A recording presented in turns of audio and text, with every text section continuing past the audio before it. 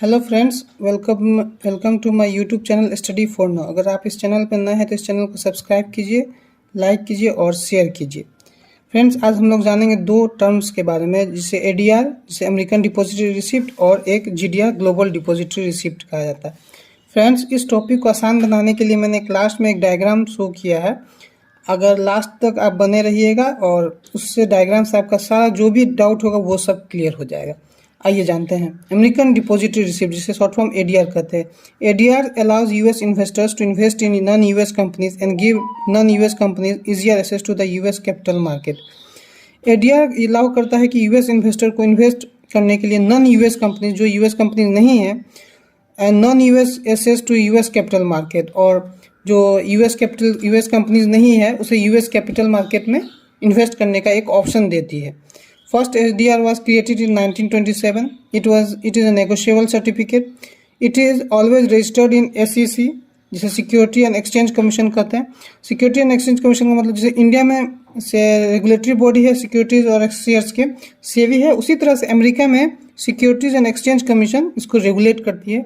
जैसे यहाँ पर शेयर वगैरह अगर इशू होती है तो उसको कौन रजिस्टर करता है? सेबी करते हैं ना। उसी तरह से अमेरिका में अगर शेयर बॉन्ड ये सब इशू होती है तो उसे securities and exchange commission regulatory body है वहाँ की।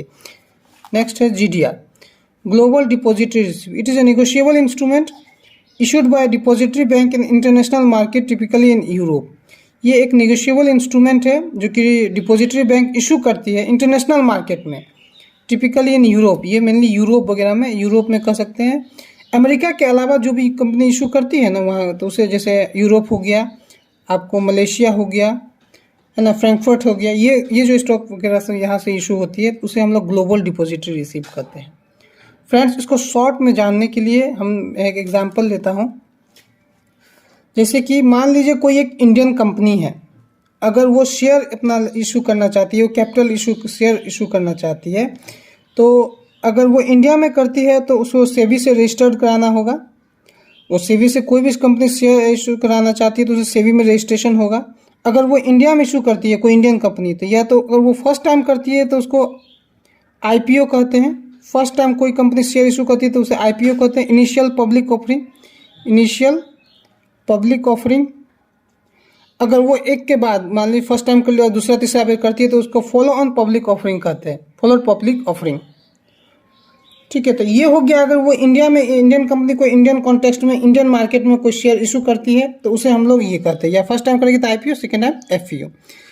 अब उसी के बाद आते हैं, अगर मान लीजिए वो इंडियन कंपनी किसी ग्लोबल मार्केट में इशू करती है, इंटरनेशनली शेयर इशू करना चाहती है कि हम इंटरनेशनल से पैसा लाए अपने कंपनी में लगाए, तो उसे एक डिपॉजिटरी बैंक के थ्रू रजिस्टर्ड होगा।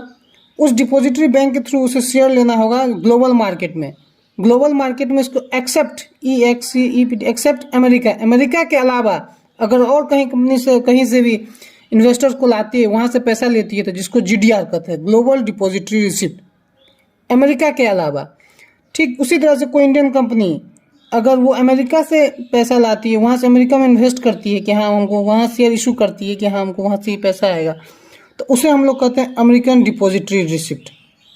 बस यही है कि इस रिसिप्ट के थ्रू इंडियन कंपनी जो है वो अमेरिका में भी इन्वेस्ट कर सकती है, अमेरिका में भी पैसा अपना शेयर इशू कर सकती है, तो वहाँ से भी, अमेरिका से भी उसको पैसा इस कंपनी में आ जाएगा, तो इंडियन कंपनी में पैसा आ जाएगा। इसी को कहते हैं अमेरिकन डिपॉजिटरी रिसिप्ट। ठीक हो गया, बिल्कुल।